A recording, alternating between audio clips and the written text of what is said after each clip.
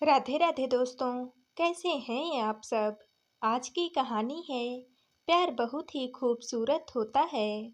मैंने पकौड़ा खाकर चाय का पहला घूंट भरा ही था कि बाहर से शबनम की किसी पर बिगड़ने की तेज आवाज सुनाई दी। वह लगातार किसी को डांटे जा रही थी। उत्सुकतावश मैं बाहर निकली तो देखा कि वह तो गार्ड से उलझ रही है। एक घायल लड़के को अपने कंधे पर एक तरह से लादे हुए वह अंदर दाखिल होने की कोशिश में थी और गार्ड लड़के को अंदर ले जाने से मना कर रहा था। भैया, हॉस्टल के नियम तो मत ही सिखाओ तुम मुझे। कोई सड़क पर मर रहा है तो क्या उसे मरने दूं? क्या हॉस्टल प्रशासन आएगा उसे बचाने? नहीं ना। अरे, इंसानियत की तो बात ही छोड़ दो। यह बताओ कि किस कानून में लिखा है कि एक घायल को हॉस्टल में लाकर दवा लगाना मना है। मैं इसे कमरे में तो ले जा नहीं रही। बाहर ग्राउंड में जो बेंच है उसी पर लिटाऊंगी। फिर तुम्हें क्या प्रॉब्लम हो रही है? लड़कियां अपने बॉयफ्रेंड को लेकर अंदर घुसती हैं तब तो तुमसे कुछ नहीं बोला जाता। शबनम झल्लाती हुई कह रही थी। गार्ड ने झेंपते हुए दरवाजा खोल दिया और शबनम बड़बड़ाती हुई अंदर दाखिल हुई। उसने किसी तरह से लड़के को बेंच पर लिटाया और जोर से चीखी, अरे कोई है? ओ बाजी, देख क्या रही हो? जाओ जरा पानी लेकर आओ। फिर मुझ पर नजर पड़ते ही उसने कहा, नेहा प्लीज डिटॉल ला देना, इसके घाव पोंछ दूं। और हाँ, कॉटन भी लेती आना। मैंने अपनी अलमारी से डिटॉल निकाला और बाहर आई तो देखा शबनम उस लड़के पर अब बरस रही है। कर ली खुदकुशी, मिल गया ना मजा। तेरे जैसे लाखों लड़के देखे हैं, लड़की ने बात नहीं की तो या फेल हुए तो जान देने चल दिए। पैसा नहीं है तो जी क्या करना है? अरे मरो, पर यहाँ आकर क्यों मरते हो? शबनम उसे लगातार डांट रही थी और वह खामोशी से शबनम को देखे जा रहा था। उसका दायां हाथ काफी जख्मी हो गया था। एक तरफ चेहरे और पैरों पर भी चोट लगी थी। माथे से भी खून बह रहा था। बाजी बाल्टी में पानी भर लाई और शबनम उसमें रुई डुबा डुबा कर उसके घाव पोंछने लगी। फिर घाव पर डिटॉल लगाकर पट्टी बांध दी और मुझसे बोली, तू जरा इसे ठंडा पानी पिला दे, तब तक मैं इसके घर वालों को खबर कर देती हूँ। तू इसे पहले से जानती थी शबनम? मैंने पूछा तो वह मुस्कुराई। अरे नहीं, मैं ऑफिस से आ रही थी तो देखा कि यह लड़का जानबूझकर गाड़ी के नीचे आ गया। इसके सिर पर चोट लगी थी, इसलिए इसे यहाँ उठा लाई। अब घर वाले आकर इसे अस्पताल ले जाएं या घर, उनकी मर्जी। कहकर उसने लड़के से उसके पिता का नंबर पूछा और उन्हें बुला लिया। इधर मैं अपने कमरे में आकर शबनम के बारे में सोचने लगी। आज कितना अलग रूप देखा था मैंने उसका। उस लड़के के घाव पोंछते वक्त वह कितनी ही सहज थी। लड़कियां चाहे कुछ भी कहें, आज मैंने महसूस किया था कि वह दिल की कितनी ज्यादा अच्छी है। पूरे हॉस्टल में अक्खड़, मुंहफट और घमंडी कहे जाने वाली शबनम की बुराई करने से कोई भी नहीं चूकता था। लड़कियां हों या गार्ड या फिर काम वाली, हर किसी की यही शिकायत थी कि शबनम कभी भी सीधे मुंह बात नहीं करती है, अक्खड़पन दिखाती है। टीवी देखने आती है तो जबरदस्ती वही चैनल लगाती है जो उसे देखना हो। दूसरों की तो वो सुनती ही नहीं। वैसे ही उसकी जिद रहती है कि काम वाली सुबह से सबसे पहले उसका कमरा साफ करे। पहनावे में भी दूसरों से बिल्कुल अलग दिखती थी वह। गर्मी हो या सर्दी, हमेशा पूरे बाजू के कपड़े पहनती, जिसकी नेक भी ऊपर तक बंद होती। उसकी इस अटपटी ड्रेस की वजह से लड़कियां अक्सर उसका मजाक उड़ाती थी, पर वह इस पर ध्यान नहीं देती थी। देखने में वह बेहद ही खूबसूरत थी, पर नाम के विपरीत चेहरे पर कोमलता नहीं, शक्ति के भाव होते थे। डील डॉल भी काफी अच्छा था और आवाज काफी सख्त थी। जो उसकी पर्सनालिटी को दबंग बनाती थी और सामने वाला उससे पंगे लेने से बचता था। वह मेरे कमरे के साथ वाले कमरे में ही रहती थी, इसलिए मुझसे उसकी थोड़ी बहुत बातचीत होती रहती थी। हम 1-2 दफ़ा साथ घूमने भी गए थे, पर हमेशा ही मुझे वह ऐसी बंद किताब लगी, जिसे चाहकर भी पढ़ना मुमकिन नहीं था। 8-10 दिन बाद की बात है, मैंने देखा शबनम ग्राउंड में बेंच पर बैठी किसी लड़के से बात कर रही है। उस वक्त शबनम की आवाज़ इतनी तेज थी कि लग रहा था वह उस लड़के को डांट रही है। 2-3 लड़कियां उधर से शबनम का मजाक उड़ाती हुई आ रही थी। एक कह रही थी, लो आ गई उस लड़के की शामत, उसे नहीं पता कि किस लड़की से पाला पड़ा है उसका। दूसरी ने कमेंट किया, लड़का कह रहा होगा, मुझ पर करो ना यूं सितम। मैंने गौर से देखा, यह तो वही लड़का था जिसकी उस दिन शबनम में मरहम पट्टी की थी। लड़का अब काफी हद तक ठीक भी हो चुका था, पर माथे और हाथ पर अभी भी पट्टी बंधी हुई थी।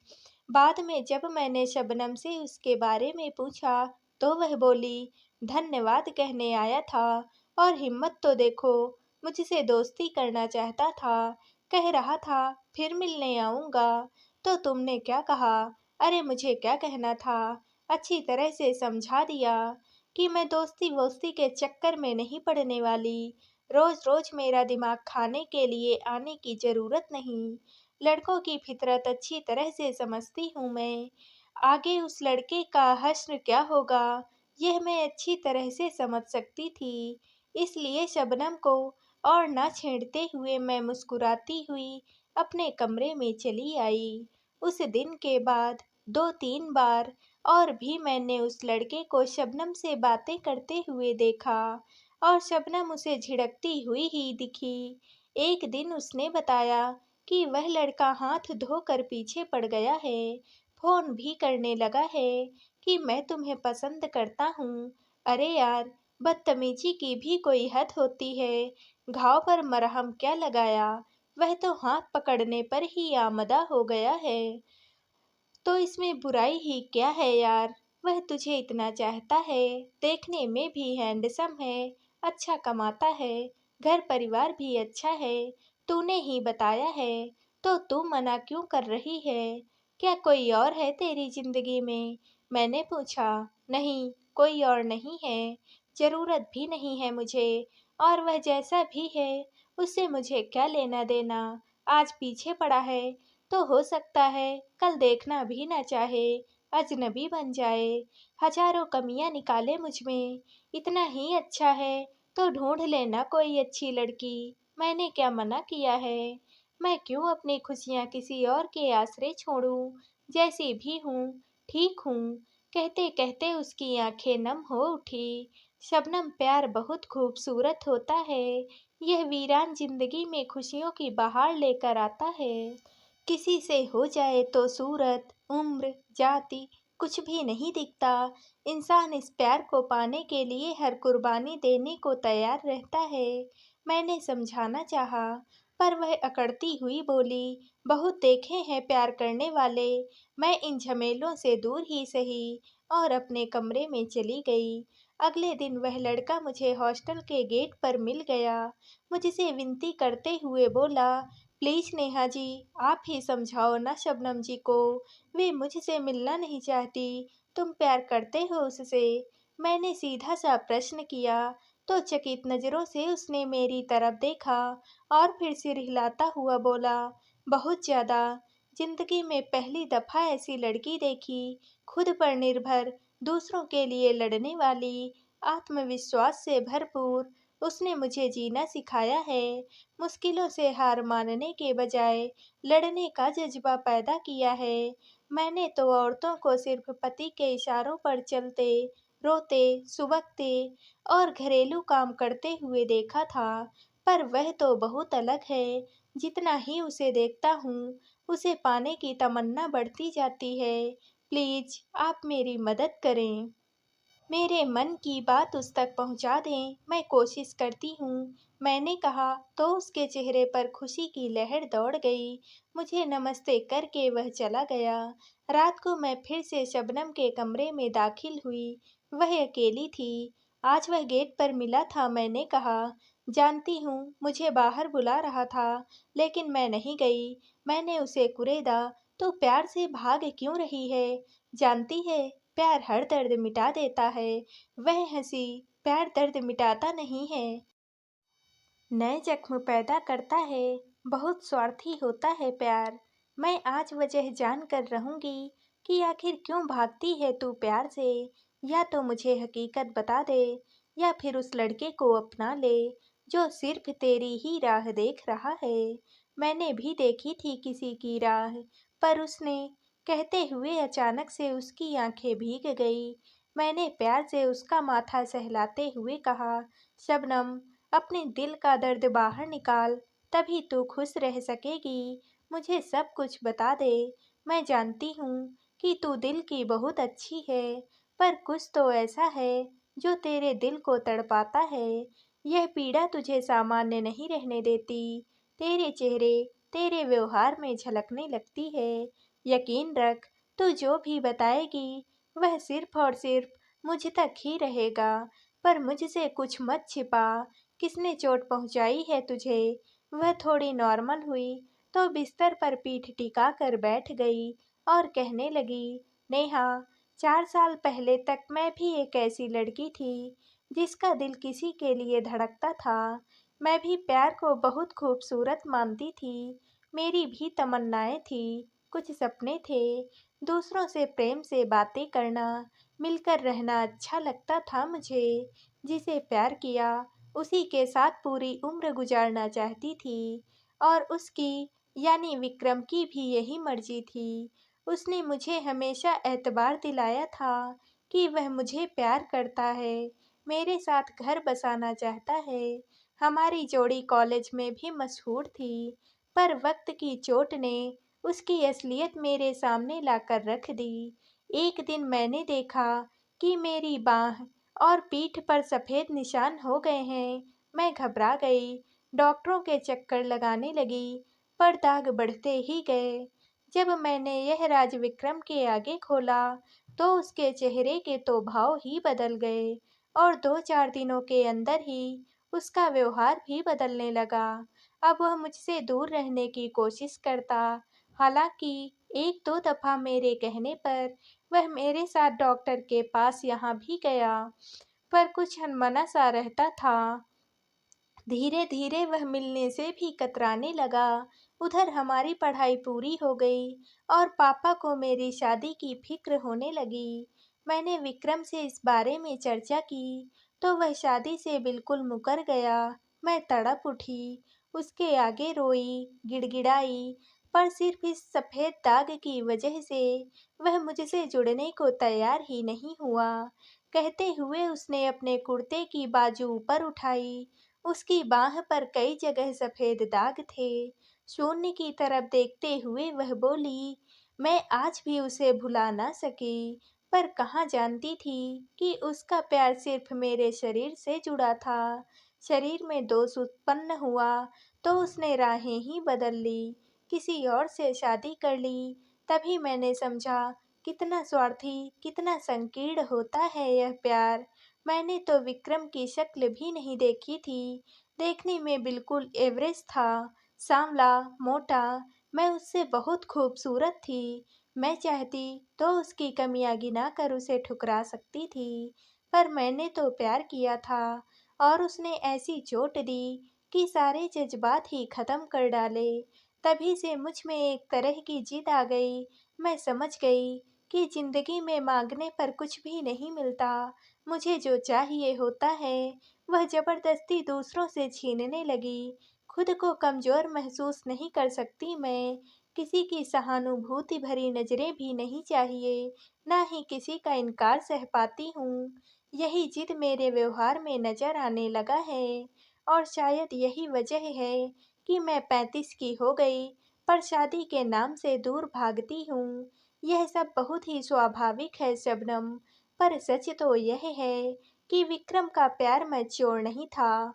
वह दिल से तुझसे जुड़ ही नहीं सका था, इसीलिए तुम्हारे रिश्ते का धागा बहुत कमजोर था। वह हल्की सी चोट भी सह नहीं सका, पर अर्पण की आंखों में देखा है मैंने, वाकई उसके दिल में सिर्फ तुम हो।